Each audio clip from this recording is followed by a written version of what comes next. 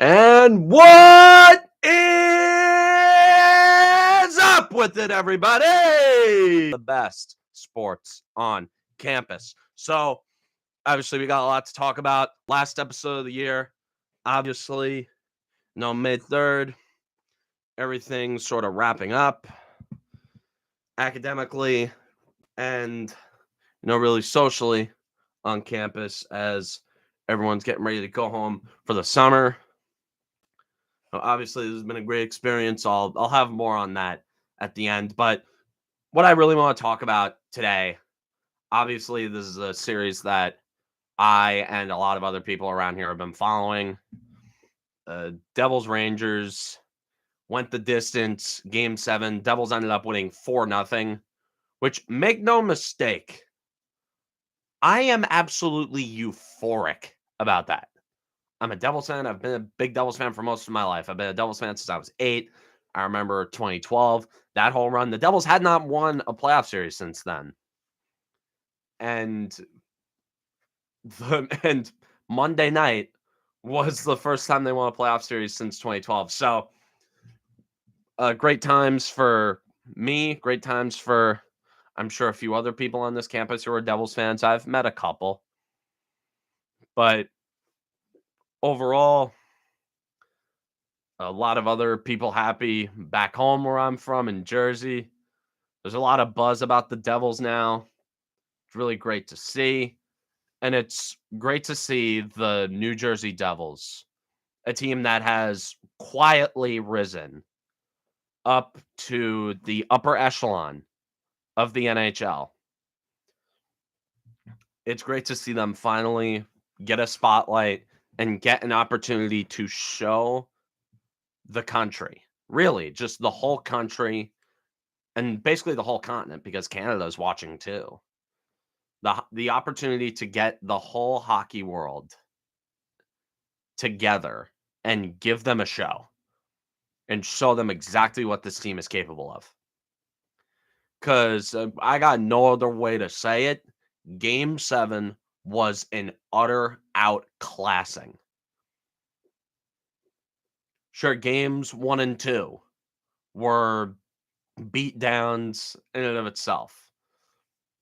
But games 3, 4, and 5, everyone talks about the playoff readiness of the Devils and the supposed the battle-tested New York Rangers, the tested and supposed grizzled and battle, like they have their scars. Like the Rangers got their scars last year. They went through their rite of proving. And everyone thought going in, like everyone who didn't watch this Devils team, everyone who was unfamiliar with the way this team plays, everyone thought that the experience of the Rangers, everyone thought that the physicality of the Rangers, and everyone thought that the overall grittiness of the Rangers would have won them that series. And games 1 and 2, that was the case. The Devils looked absolutely outmatched for 60 minutes. Those were beatdowns, utter beatdowns. Sure, was a lot of it due to the power play that the Rangers had? Yes, absolutely.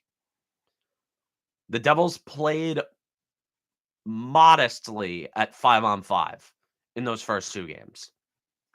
But game 3, and this is where it really changed. Lindy Ruff makes a decision. Well, I don't know if it was Lindy Ruff or Marty Brodeur and Tom Fitzgerald backing him into a corner and forcing the decision, but the decision to start Akira Schmid in game 3 really just injected life into this team. And game 3, the Devils are down 1-0 in the second period. They were. And then Jack Hughes, a power play. No, maybe a questionable call.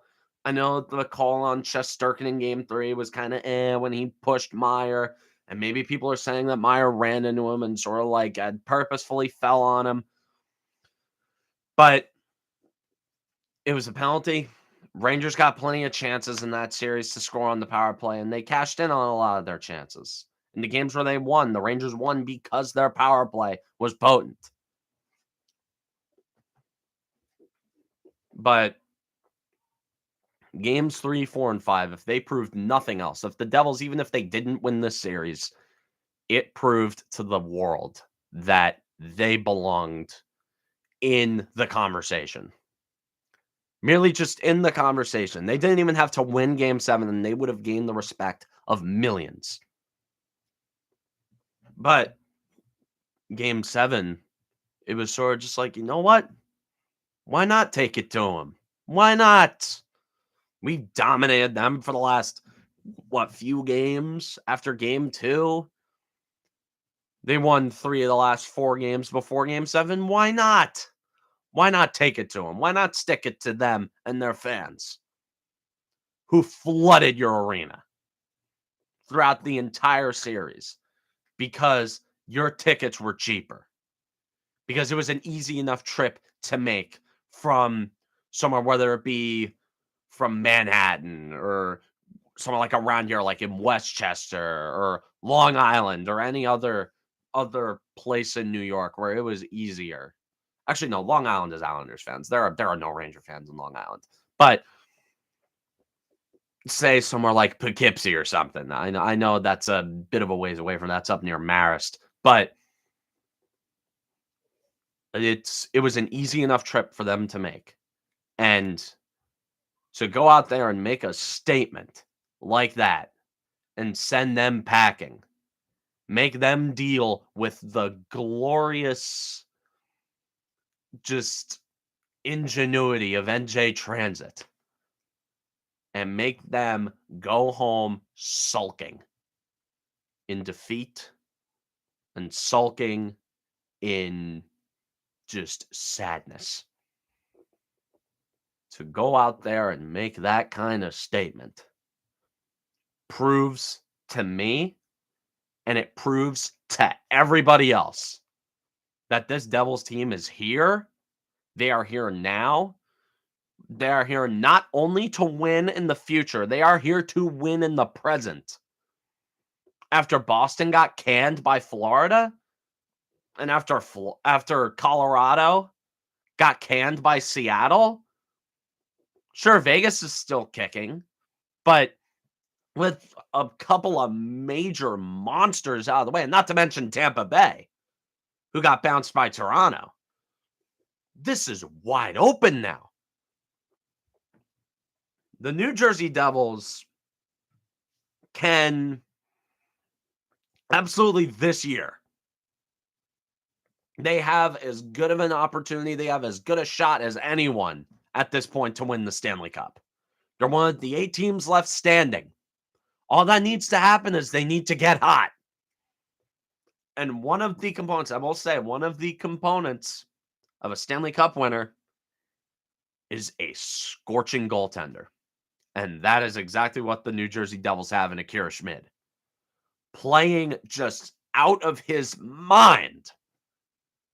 Not only in game 3, but also game 4, game 5 where he shut them out. Game 6, yeah, it was a bit of a stinker, but you know what? Game 7, that's where you talk about that mental resilience.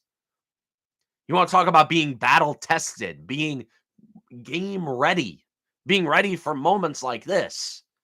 Not only just Schmid, but the entire team, but especially Schmid, to go in there and have a perfect performance like that, to make big saves off Mika Zibanejad. And I know Vincent Trocheck had a really good chance in the third, and to stave off a barrage of shots in the first period on the power play. To do that is the mark of greatness. That is what great teams do. I talk about things that, like when I talk about other teams on here, I talk about what winners do.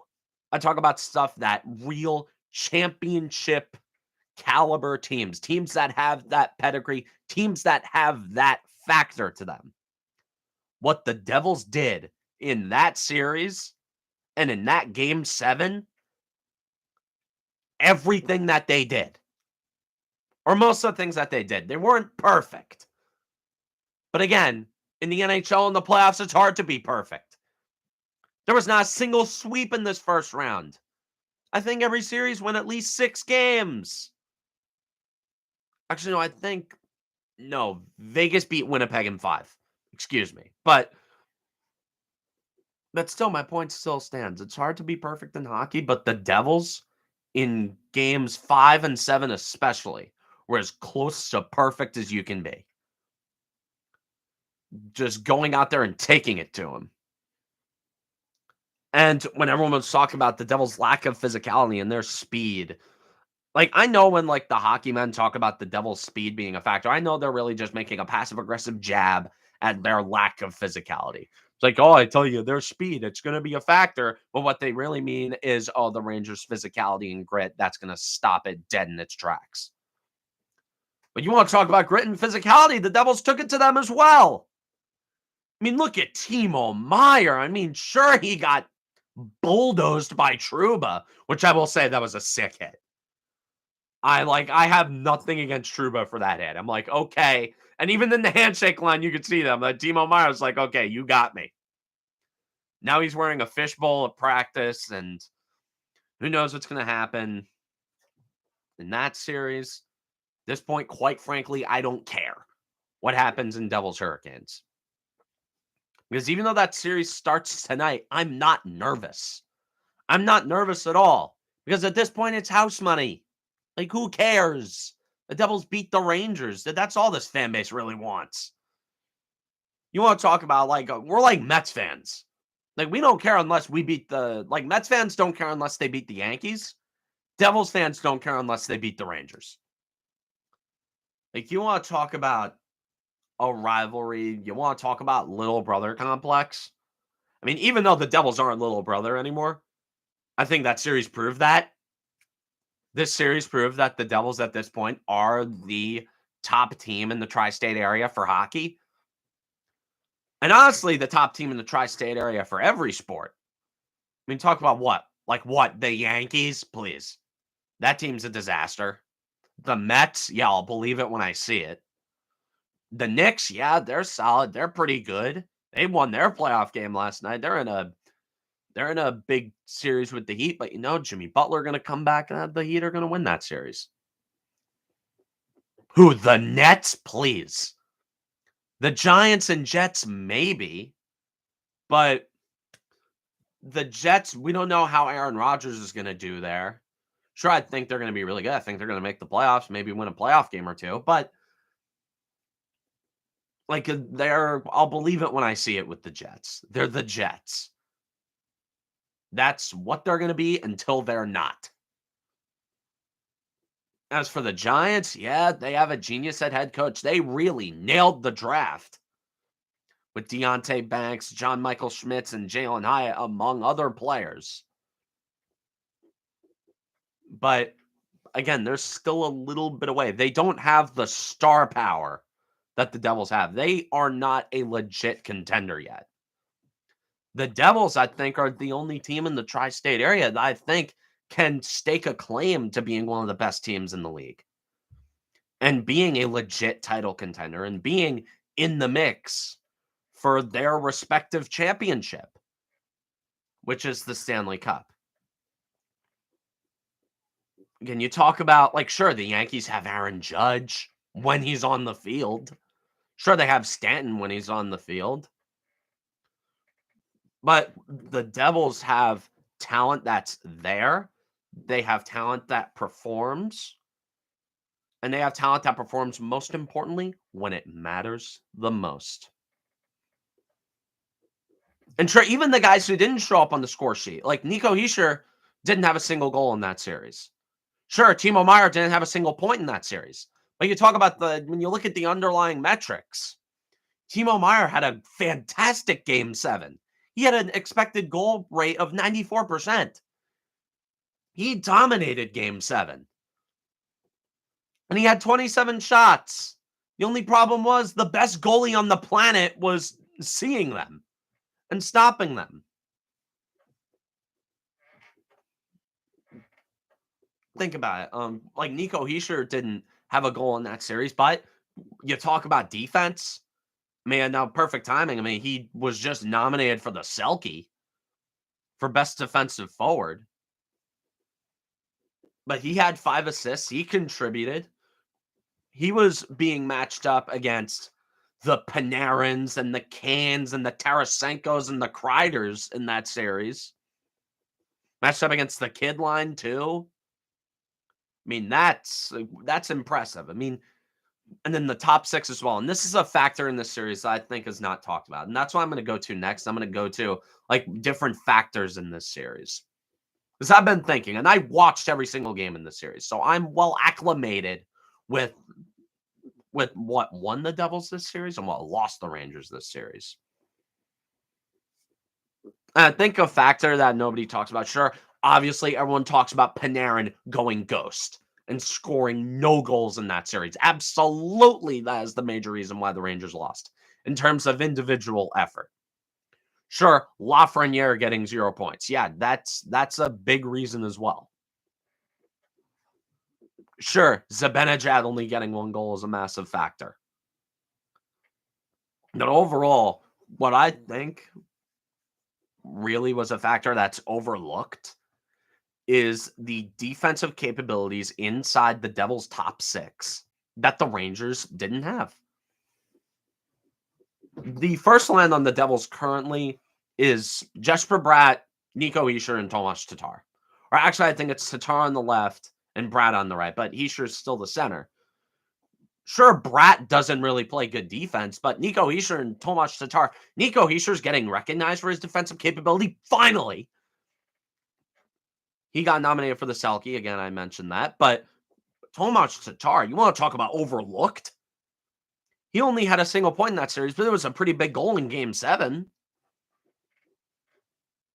But Tatar was going out matching up against these just marauders on the top line of the Rangers, going up against guys like Vladimir Tarasenko, Artemi Panarin, Patrick Kane, Chris Kreider, Vincent Trocheck, Mika Zibanejad, going up against guys like that, and people like Tomas Tatar and Nico Hischier were there to stifle them and there to stop them.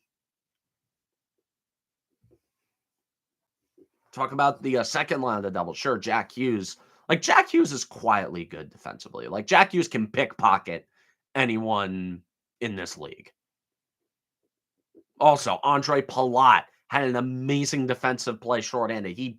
Although, to be fair, I don't know what Adam Fox was thinking in his own end on the power play, dancing around with the puck. Palat is hounding him down, and then he makes a weird bouncy pass to Kreider, and then Palat, I'm saying this loud, like Palat pickpockets him and slides it to Mikey McLeod, who's shorthanded, puts in a nice little backhand on Shesterkin. That may have won nothing, but also a guy who should not go unsung. And he is a guy who actually did show up on the score sheet more than any other Devil in this series was Erik Haula. He was a guy who called off Flack this year. He came in on a trade. It was a 1-for-1 trade. It was Pavel Zacha going to Boston and Erik Haula coming to New Jersey. And initially, like in the offseason, I loved this trade. Pavel Zacha has been very frustrating, or he was very frustrating for the Devils. He was missing open nets. The guy couldn't finish. And he wasn't really that good defensively. Like, sure, he was a nice, like, big body that could be thrown around, but overall, Pavel Zacha was not a good fit on this team. Meanwhile, Erik Haula comes back over, a little defensive. He was going to slide in his third line center. He kind of swaps between that and being Hughes' left winger while taking faceoffs. And he did just fine in that role. Sure, in the regular season, he was snake-bitten. He could not score. No matter what, he could not score.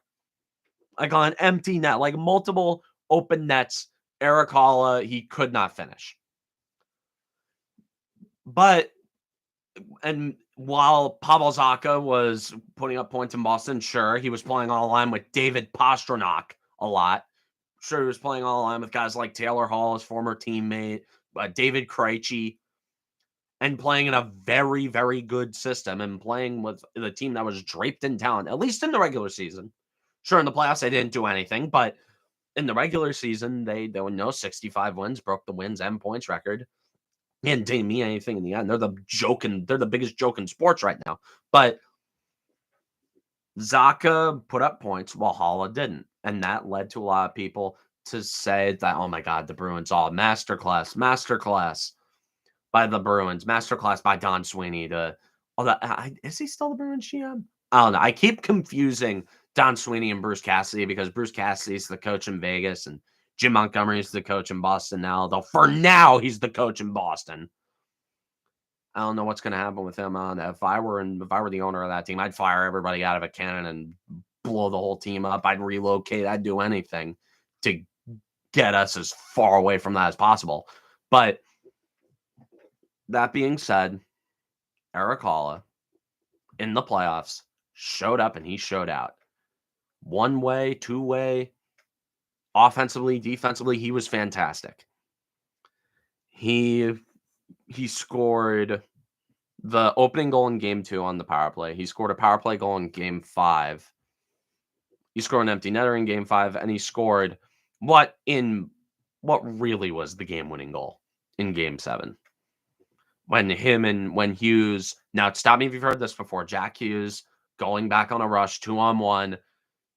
He went across to Hala, and Hala just wired it past Shesterkin. And that was when the celebration really began. And then, I can't say enough about Eric Halla and how he did in this series. Another unsung hero for the Devils, Timo Meier. I mean, he put up no goals, no assists, but he had 27 shots. And you want to talk about a physical presence that the Devils needed? Timo Meier provided that in more ways than one. He was a bruiser and he was a pest. People talk about how the Devils needed like a real pest, a team that could get in the head of everyone else. And Igor Shesterkin, Timo Meier lived rent-free in that guy's head after game 3. And in every single brawl, Meier was there. He had his nose in their faces. A nose that is now probably broken, but he was always there. He was always there, roughing everyone up. And then in game 7, when Shesterkin came out and he tried to play the puck and ran him over, and then when Meier thought he scored a goal and put it in, which honestly, it was a penalty on the Rangers. There should not have been a whistle there. That should have been Meier's goal. And then when Meier put the puck in the net, Shesterkin just fired a shot right at him. that was hilarious. Meier, he did great. In whatever capacity he could contribute at, he was fantastic. And I do expect him to show up on the score sheet in this Carolina series. Whether it be Frederik Andersen or Antti Ranta, they are much easier to score on than Igor Shesterkin. And I do think Timo Meier, whether it be tonight or on Friday night or Sunday afternoon, I do think Timo Meier is going to either score a goal. He's going to, at the very least, get a point. Because he deserves one. He's due. If you believe in due, he's due. Another unsung hero for the Devils I want to bring up, John Marino. You want to talk about what's going to be one of the most forgotten Game 7 masterclasses in NHL history? John Marino had 2 assists, including a primary assist when he was skating through the Rangers like it was nothing. And also, I don't know what Vladimir Tarasenko was doing. What kind of back check is that? You call that a back check? Oh man, that's not a back check. I don't know. I may have never coached hockey. I may have never played hockey, but that I have a better idea of what a back check is. Or I have somewhat of an idea of what a back check is. And whatever Vladimir Tarasenko and Chris Kreider were doing there, that's not a back check. But anyways, Marino made this. Now, Marino, defensive defenseman, by the way. He didn't have any more than 20 points this year. And he makes this perfect behind-the-back, no-look pass right on the tape of Tomas Tatar right in front of Igor Shesterkin to make it 2-0.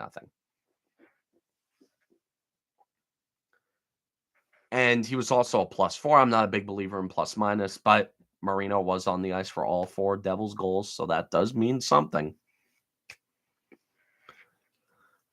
And a couple other guys, I mean, Jonas Siegenthaler. The top pairing of the Devils of Jonas Siegenthaler and Dougie Hamilton in games 3 and 4 were huge. Dougie Hamilton obviously scoring the overtime winner in game 3 to get the Devils back in the series. And then Jonas Siegenthaler scoring the game-winning goal in game 4 to tie the series up at 2. And obviously I want to commend them. The third pairing as well. I mean, Kevin Ball and Damon Severson. I mean, Ball's sort of like your run-of-the-mill third pairing left-handed defenseman. I mean, he was fine. He was a big body. He could get in there. He had a fight with Barclay Goodrow in game 5, which was really cool to see. Again, talk about the Devils' lack of real physical, their lack of willingness to get dirty and get in those areas. Kevin Ball, once again, breaking that generalization. And Damon Severson, he was perfectly fine. Damon Severson had a series that I don't think anybody expected him having. Damon Severson had a very quiet, very modest, and very adequate series. Which, if you know Damon, if you've watched Damon Severson for a long time, you know that he does have a knack for the unclutch. Like taking a bad penalty in a terrible turnover, 5 minutes left in the third period of a tie game or a 1-goal game, or an own goal in overtime. But I'll give it to him. Damon Severson had a fantastic series.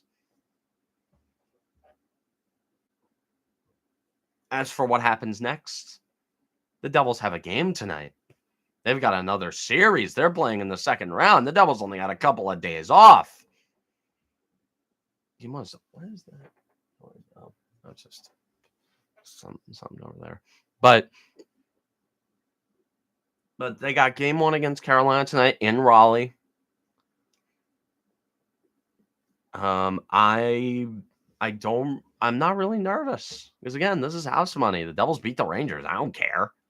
I don't care what happens in this series. I do think the Devils are going to take it to them. I think it's going to be a lot easier to score in this series. Not because I think that the Canes' defense is worse than the Rangers. If anything, quite the opposite. The Hurricanes are an overall way better team at 5-on-5. They have a way better penalty kill. But they lack elite goaltending. They do not have an Igor Shesterkin back there. If the Devils can maintain offensive pressure and get opportunities and get chances at the rate they were getting at Igor Shesterkin, at the rate they were getting them during the Rangers series, I think the Devils are looking very good. If they can do that, I think they win this series. However, if they get dominated at 5-on-5, I don't really think there's much they can do, because if you get dominated at 5-on-5, the power play, the Devils' power play has been nothing special. The Devils' power play has actually been bad in the playoffs. I think they only scored 2 power play goals. They scored the same amount of shorthanded goals as they have power play goals in the playoffs. So take that any way you will. But the series starting tonight, I'm excited. You know what? I know what this team is capable of. I have no reason to doubt them. I have literally no reason to doubt their capabilities to beat anybody and everybody, no matter what situation. They belong here. The Devils are not here because of some fluke. The Devils are here because they are a good hockey team. The Devils are here because they were the better team than the New York Rangers in that series. And they were the better team than the Rangers all year. The Devils, I believe, combined with the regular season, finished 7-3-1 against the Rangers this year. They deserve to be in this place. And against Carolina, not for nothing in the regular season. I know regular season matchups don't really mean much in the playoffs, but the Devils, every single time they played Carolina, the first two matchups, I think the first one against Carolina, they got utterly outclassed in Raleigh. And the second, I know the second and third one, the second one was either the one in Raleigh where the Devils were down by 2 and then came back to win in regulation, and the shootout loss at the Rock where the Devils should have won, but Mackenzie Blackwood was starting. And then the fourth one at the Rock, the Devils dominated. They won 3-0. Vitek Vanacek gets the shutout. And even though Vanacek is not going to be starting, Schmidt has rightfully been handed the keys to this gig.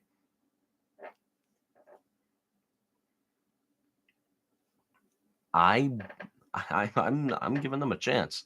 And then again, these writers, The Athletic, they unanimously picked the Devils in this series. And I know, like, it's scary, like, oh, all the experts are picking us. I don't like this. This is what we wanted. We wanted respect. We wanted to be recognized by the greater hockey world. And this is what we wanted. We wanted to win games like this so we could get the respect of everybody else. So that people could recognize how wrong they were about us in the regular season and how wrong they were about us going into round 1. And maybe looking at other people who may still have their doubts, if they beat Carolina, they'll prove them wrong. So you know what? Play your game. If it's any message I want to give to the Devils, just play loose, play your game, and you've got as good a chance as anybody at this point. Because there were 32 teams entering the regular season. There were 16 of them entering round 1, and there are 8 of them left now.